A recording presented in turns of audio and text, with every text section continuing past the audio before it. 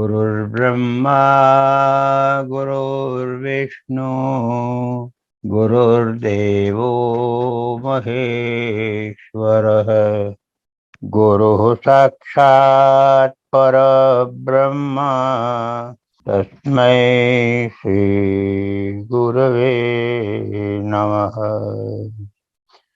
नीलाम्बुजश्यामलकोमलाङ्गम् सीतासमारोपितवामभागम् पाणौ महासायकचारुचापम् नमामि रामं रघुवंशनाथम्।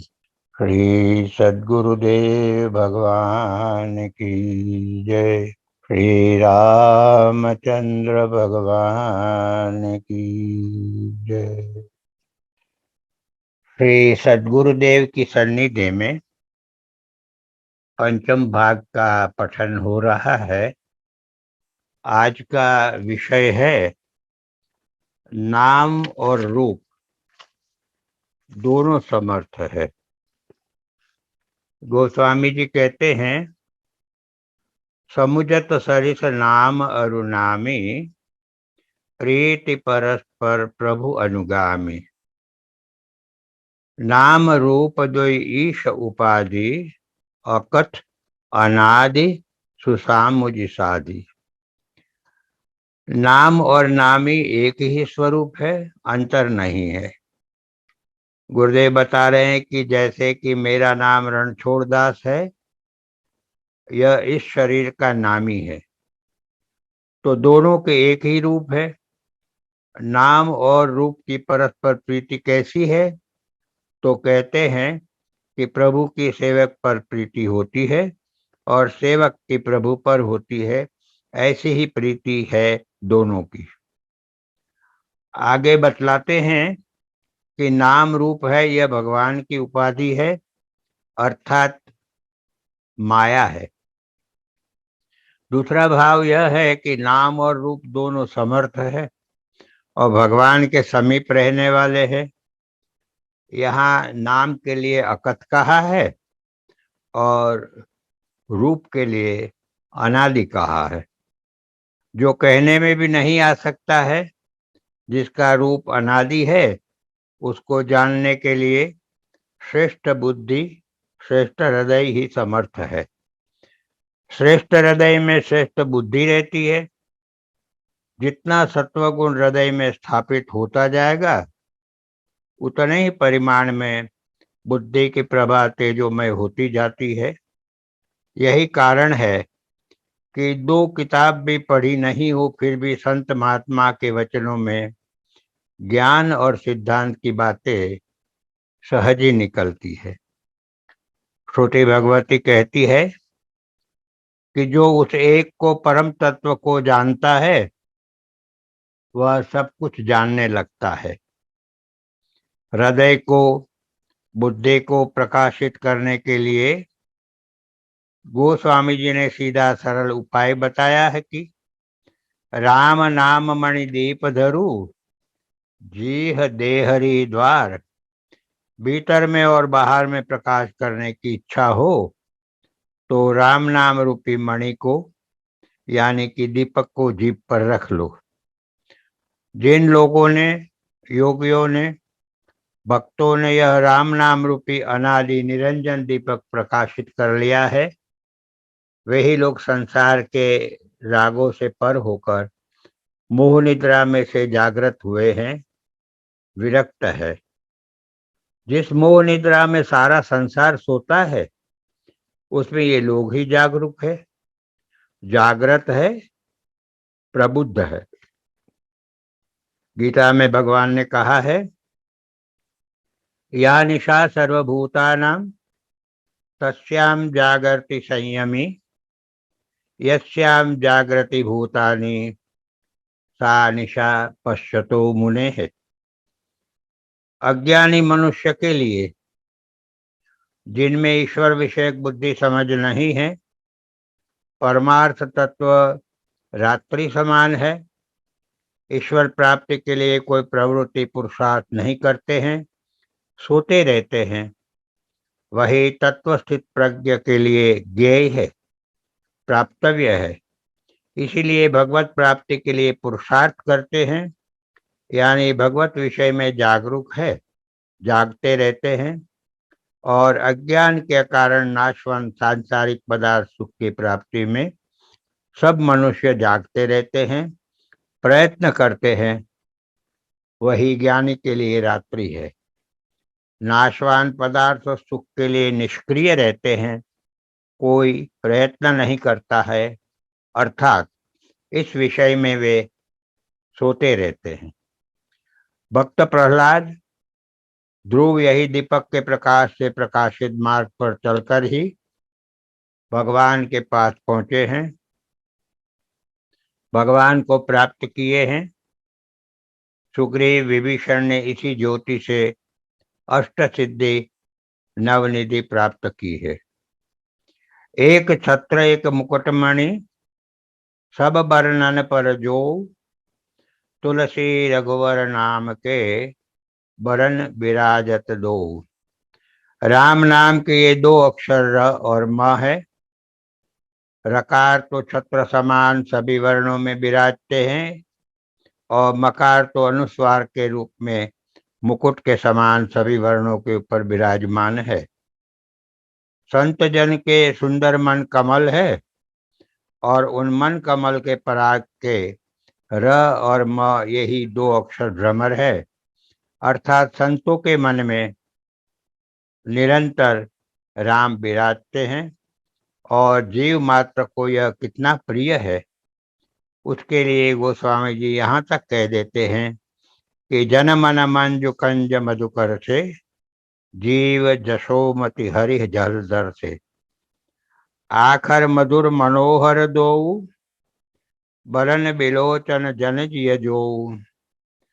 सुमिरत सुलभ सुखद सब काहू, लोक लाहू परलोक निबाहू। रकार और मकार ही दो ऐसे हैं जो सब वर्णों के ऊपर रह सकते हैं और यही राम नाम भक्तों के हृदय नेत्र है। हृदय के नेत्र न हो तब तक भगवान का दर्शन कैसे संभवित हो सकता है। तो पहले राम राम करो और हृदय के नेत्र खोलो।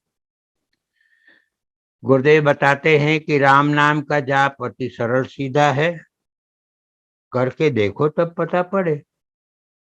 यह वाणी का विषय नहीं है, अनुभव में आता ही है यदि करो तो। यथाशक्ति यथा रुचि राम नाम लेने से भी राम नामामृत के रसास्वाद की अनुभूति शिव जी को होती है, वैसे ही शेष जी को होती है, वैसे ही श्याम को होती है, वैसे ही राम को होती है, गंगदास को भी होती है और जमुना दास को भी होती है। राम नाम की महिमा अपार है। जन्म जन्मांतर तक सिद्ध मुक्त आदि गाते आ रहे हैं, तथापि पार नहीं पाया है। नहीं कलि कर्मन भक्ति विवेकु, राम नाम अवलंबन एकु। कलयुग केवल नाम आधारा, सुमिरि सुमिरि भव उतरिय पारा। श्री पतित पावन जी भगवान की जयंती माघ शुक्ल षष्ठी अनंतपुर में मनाई गई।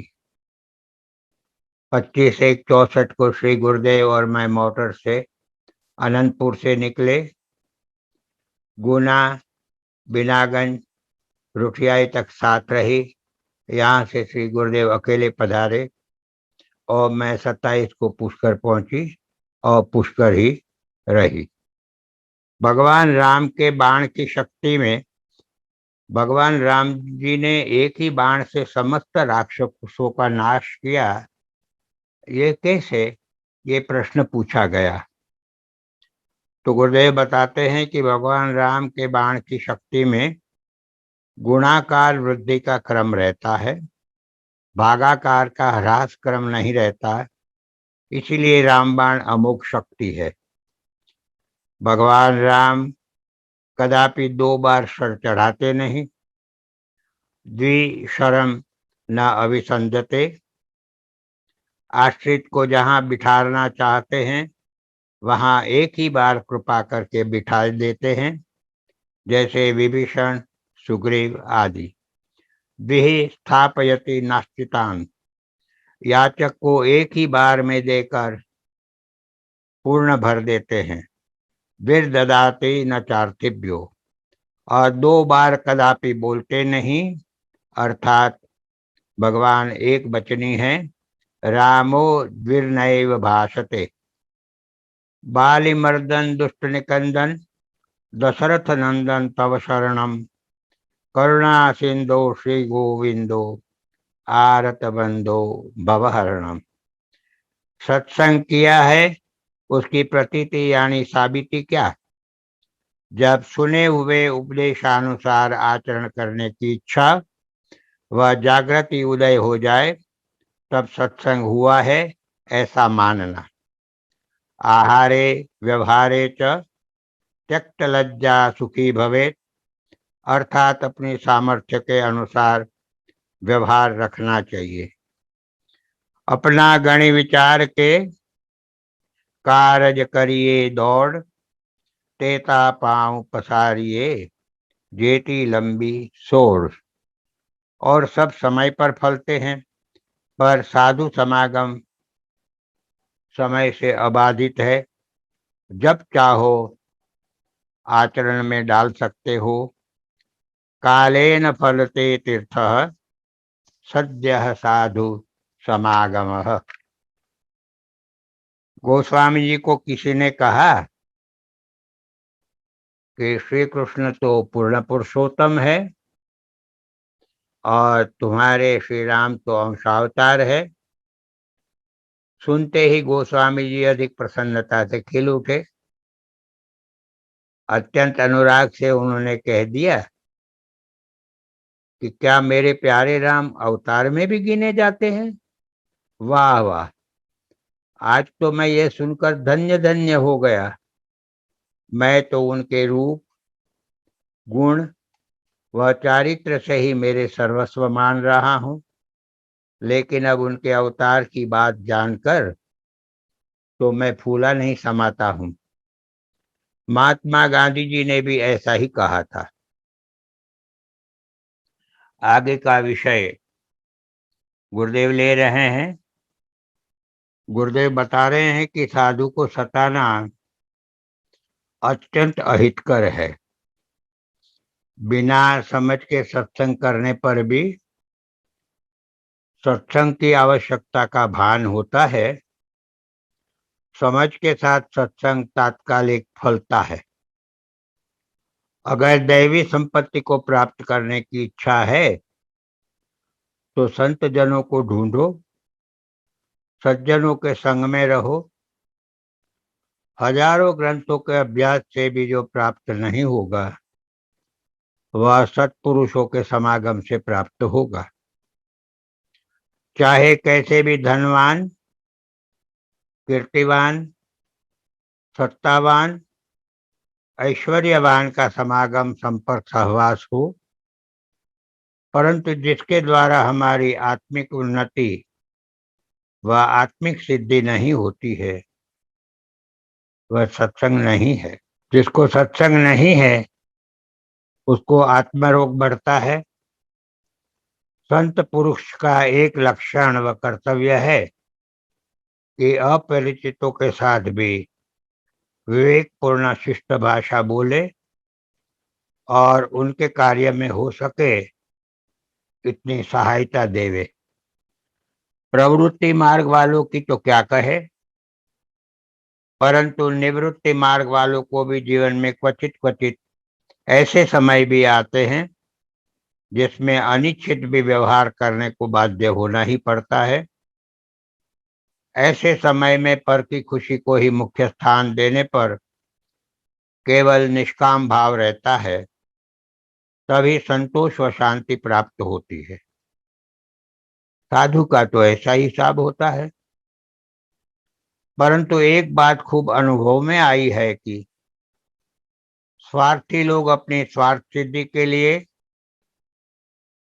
अपनी लालसा पूर्ति के या अपने अहम की तुष्टि के लिए साधु की करुणा का, प्रेम भावना का व शक्ति सामर्थ्य का गैर लाभ उठाने को प्रयत्न खूब करते हैं और तब साधु को साधु स्वभाव के अनुसार जटिल परिस्थिति बाध्य कर देती है। साधु तो साधु ही होता है। इस प्रकार साधु जनों को सताना अत्यंत अहितकर है। साधु के साहब को यह बिल्कुल असह्य है। जो संत होवे वे ही शिष्य को धर्म की ओर अग्रसर कर सकेंगे। संत सरल चित्त जगत हित।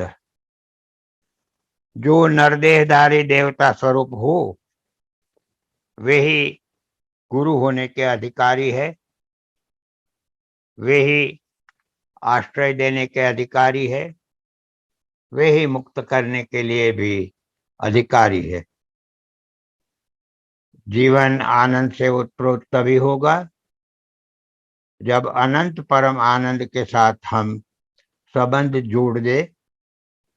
तो अनंत आनंद कहाँ है, उसे कैसे संबंध बन सकता है, यह सब वही गुरु बतला सकता है जिन्होंने आनंद के आदि स्रोत का रसोवय सह का अनुभव पाया है, जो स्वयं उसके निरतिशय आनंद में निमग्न रहते हैं। जहाँ भगवान का आनंद अहर्निश छाया रहता है वही संत सरल चित होते हैं। वही संत स्वार्थ त्याग कर चुके होते हैं और दूसरों के हित का ही ध्यान रखते हैं। जहाँ भगवान का आनंद अहर्निश छाया रहता है वही संत सरल चित होते हैं। वही संत स्वार्थ त्याग कर चुके होते हैं और दूसरों के हित का ही ध्यान रखते हैं। जगत के कल्याण में रत रहते हैं। संतों का जीवन उनके अपने लिए नहीं होता है। उनका जीवन तो प्राणी मात्र के हित के लिए ही होता है। ऐसी बात दक्ष सुता ने कही है। जगदात्मा महेश पुरारी, जगत जनक सबके हितकारी। देवताओं की सभा में यज्ञ के अवसर पर कैलाशपति महेश्वर के गुण बतलाते हुए दक्ष सुता कहती है कि कैलाशपति का विशेष गुण यही है कि वे सबके हितकारी है। इसलिए वे शिव है, महादेव है और जगदात्मा है। अथ प्रभु हृदय अछत अविकारी, सकल जीव जग दीन दुखारी। प्राकृत विषयों में जो सुख की प्रतीति है वह भी परमानंद मूर्ति परमात्मा का ही स्वरूप है, क्योंकि उनके ही आनंद समुद्र के एक बिंदु में समस्त जगत का आनंद गतार्थ है। परंच अहंता ममता के संबंध से आनंद स्वरूपता कभी झलकती है और कभी माया के आवरण से छिप जाती है और जीव अपने को दुखी सुखी मानने लगता है।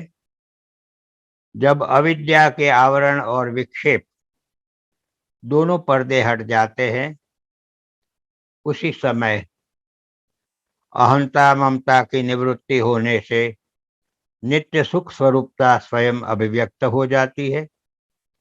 जब तक वह माया की पर्दे निवृत्त नहीं होते तब तक भ्रमणाओं का प्रभाव रहता है और आनंद स्वरूप हृदयगत होते हुए भी जीव दुखी बना ही रहता है। जो आनंद सिंधु सुख राशि, सी करते त्रैलोक प्रकाशी। सी करते त्रैलोक सुपासी, अथ प्रभु हृदय अछत अविकारी। सकल जीव जग दीन दुखारी। आनंद सुख के समूह भगवान हृदय में रहते हुए भी जीवों को दुखी रहने का हेतु कारण अविद्या ही है। अतः अविद्या की निवृत्ति के लिए उपासना कांड वेद की प्रवृत्ति है। वेद वचनों के अनुसार पंचदेव के भेद से उपासना भी 5 प्रकार के शास्त्रों में पाई जाती है।